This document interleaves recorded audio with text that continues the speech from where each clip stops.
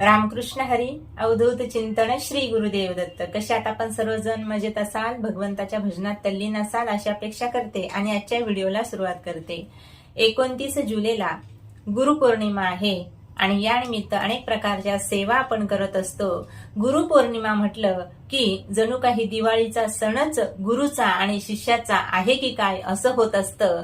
इतकं आनंदाला उधाण येत असतं. कारण जे साधक आहेत, ज्यांनी आपल्या गुरूंकडून दीक्षा घेतलेली आहे, त्यांची जी साधना आहे ती अगदी सुरू असते आणि त्या साधनेमध्ये त्यांना आनंद येत असतो. आणि एक प्रकारचं गुरुकृपेतून उत्तीर्ण होण्यासाठी, उतराई होण्यासाठी या दिवशी गुरु पौर्णिमा हा सण आपण साजरा करतो. म्हणजेच गुरुच्या उपकारातून आपण कृतकृत्य व्हावं यासाठी गुरूंची सेवा या दिवशी आपण करत असतो.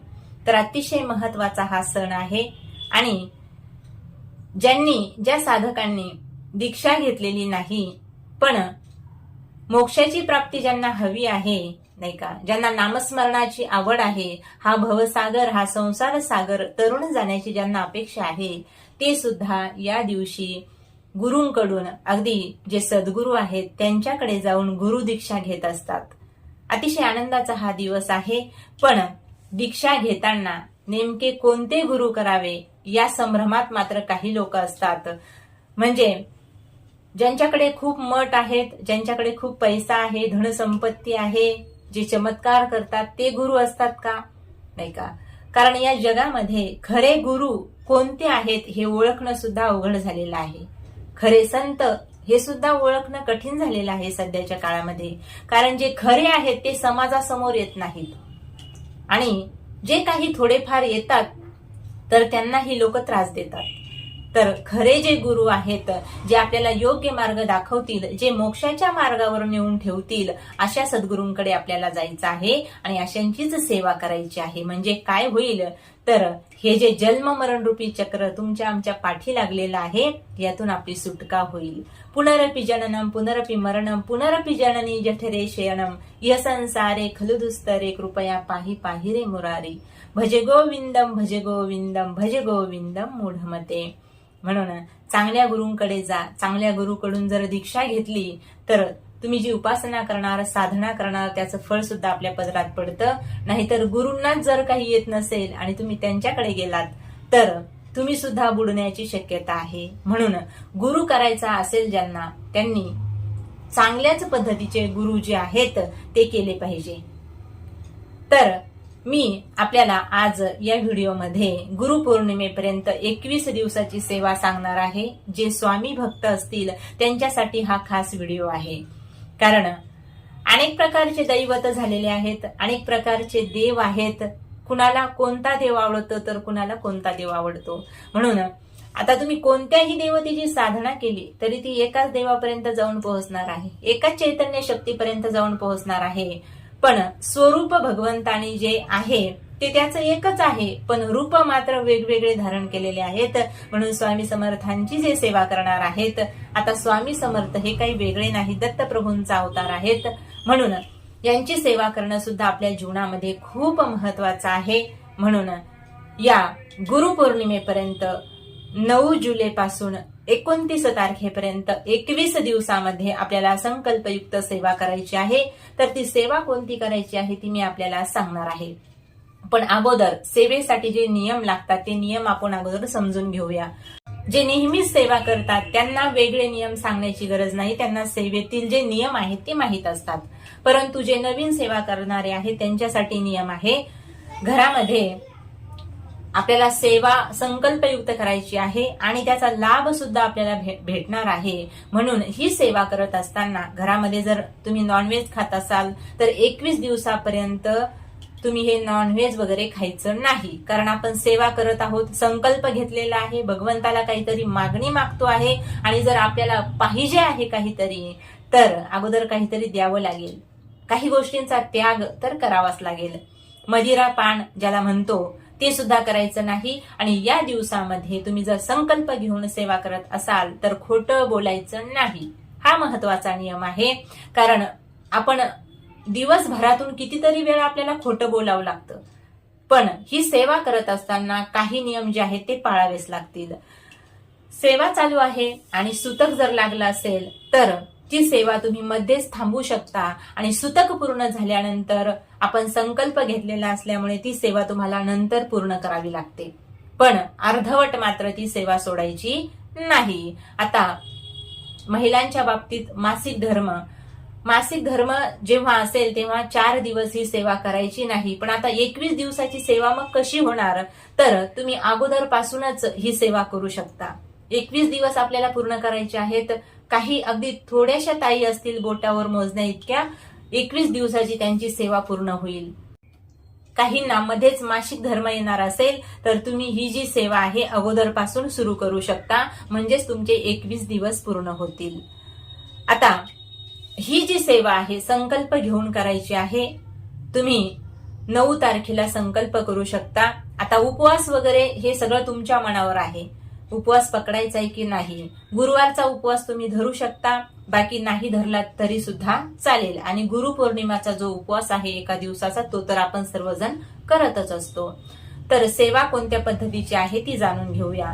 पहा, सेवा आपण कुठल्याही प्रकारची करा, पण त्याच्यामध्ये भाव असणं महत्वाचं आहे.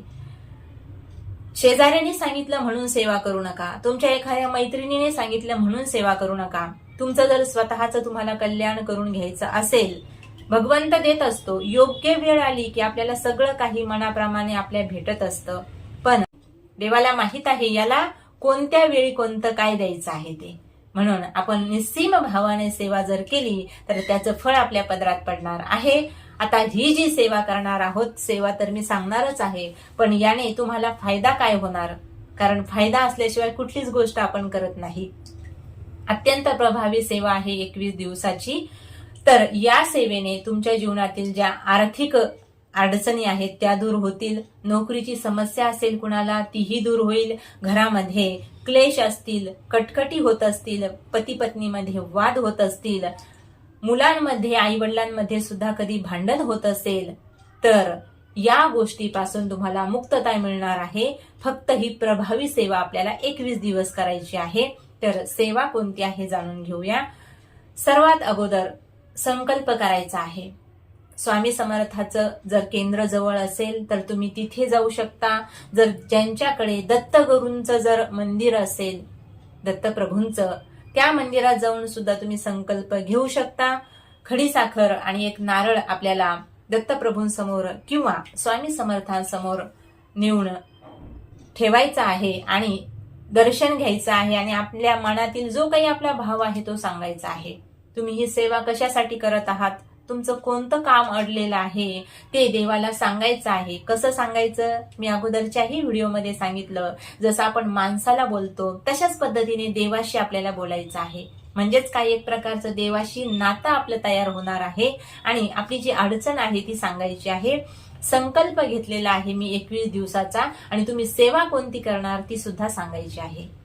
कुठल्याच प्रकारचं मंदिर तुमच्या जवळ नसेल तर घरामध्ये सुद्धा देवघरामध्ये स्वामींचा फोटो असेल, दत्तप्रभूंचा फोटो असेल, श्रीपाद श्रीवल्लभांचा फोटो असेल किंवा आपले कुलदैवत असेल, यांच्या समोर सुद्धा तुम्ही खडी साखर ठेवा, नैवेद्य ठेवा, दिवा लावा, अगरबत्ती ओवाळा, धूप दीप दाखवा आणि तिथे हात जोडा. कुठे, आपल्या घरामधील जे मंदिर आहे तिथे, आणि सांगा की तुमच्या मनामध्ये काय आहे, संकल्प कशासाठी घेत आहात आणि कोणती सेवा करणार आहात. पहिल्या दिवशी संकल्प घ्यायचा, दररोज संकल्प घेण्याची गरज नाही. तर सेवा कोणती आहे जाणून घेऊया. सर्वात अगोदर स्वामी भक्तांसाठी ही सेवा आहे, म्हणून श्री स्वामी समर्थ, श्री स्वामी समर्थ या मंत्राच्या 11 माळी जप तुम्हाला या दिवशी करायचा आहे. आता ही पहिल्या दिवसाची सेवा असं नाही तर 21 दिवसापर्यंत हीच सेवा करायची आहे.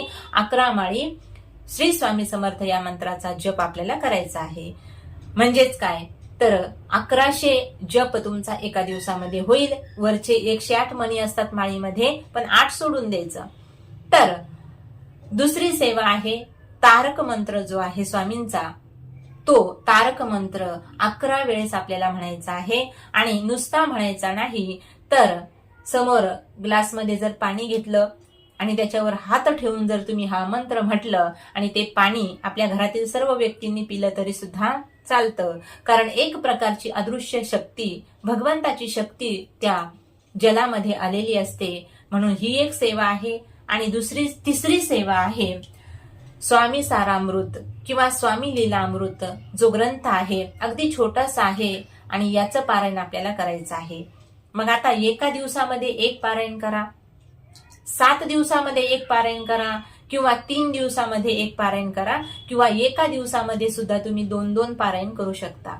तुम्हाला जसा वेळ असेल तशी ही सेवा तुम्ही करू शकता. एक पारायण करायचं म्हटलं तर 21 जे अध्याय आहे त्याचं एक जर पारायण करायचं म्हटलं तर 1.5 ते 2 तास लागतात. मग तुम्ही एका दिवसामध्ये जर तुम्हाला भरपूर वेळ असेल 4-5 तास तर तुम्ही 2 पारायण सुद्धा करू शकता. तुमच्याकडे जर वेळ नसेल तर 3 दिवसात एक अशा पद्धतीने पारायण करा. पण 21 तारखेपर्यंत कमीत कमी तुमचे 5 किंवा 7 पारायण होतील अशा पद्धतीने ही सेवा आपल्याला करायची आहे. आणि ज्यांच्याकडे वेळ आहे 21 दिवसापर्यंत त्यांनी दररोज एक पारायण करायचं आहे. म्हणजेच 21 दिवसामध्ये 21 पारायण होतील अशा पद्धतीची ही सेवा आहे. आणि गुरुपौर्णिमेच्या दिवशी जशा पद्धतीने आपण गुरुचरित्राचं किंवा इतर ग्रंथांचं, नवनाथाचं वगैरे उद्यापन करतो तशा पद्धतीने तुम्ही नैवेद्य समर्पित करायचा आहे. आता ही इतकी प्रभावी सेवा आहे, अनेकांनी याचा अनुभव घेतलेला आहे आणि तुम्हीही घेऊन बघा. ही सेवा सुरू केल्यानंतर 4 ते 5 दिवसामध्ये तुमच्या जीवनामध्ये आमूलाग्र असा बदल झाल्याशिवाय राहणार नाही. खूप काही बदलेल तुमच्या जीवनामध्ये. नक्कीच सेवा करून पहा, म्हणजेच चांगल्या पद्धतीचे अनुभव या सेवेने अनेकांना आलेले आहेत, तुम्हालाही येतील आणि स्वामी समर्थ महाराज तुमच्यावरती कृपा करतील. म्हणून ही सेवा नक्कीच 21 दिवसाची सेवा आहे, तर नियम पाळून ही सेवा करा. अतिशय सुंदर सेवा आहे. आता ही सेवा करताना घरामध्ये पूजा वगैरे मांडायची की नाही अशी काहींची म्हणजे इच्छा असते, काहींचे प्रश्न असतात. तर सेवा चालू आहे पण वेगळी काही पूजा मांडणी वगैरे करण्याची गरज नाही. आणि एखाद्या ताईला वाटत असेल मी एवढी सेवा करते आहे तर त्यांनी मात्र घट मांडून स्वामी समर्थांचा फोटो मांडून सगळी अगदी सुंदर प्रकारे पूजा करून ही सेवा केली तरी सुद्धा चालेल, काही हरकत नाही. पण ज्यांच्याकडे अजिबात वेळ नाही त्यांनी काय केलं पाहिजे तर कमीत कमी त्यांना ग्रंथ वाचता नाही आला तरी सुद्धा चालेल, पण 11 माळी स्वामी समर्थांच्या मंत्राचा जप केला पाहिजे आणि तारक मंत्राचा जप केला पाहिजे कमीत कमी 11 वेळा. एवढी तरी सेवा या गुरुपौर्णिमेपर्यंत आपण केलीच पाहिजे. ही सेवा झाल्यानंतर बघा तुमच्या जीवनामध्ये आनंदाला उधाण येईल आणि तुमच्या ज्या अडचणी आहेत, तुमचे जे प्रश्न आहेत ते आपोआप सुटायला लागतील. म्हणून ही सेवा करा आणि भगवंताची कृपा प्राप्त करून घ्या. रामकृष्ण हरी.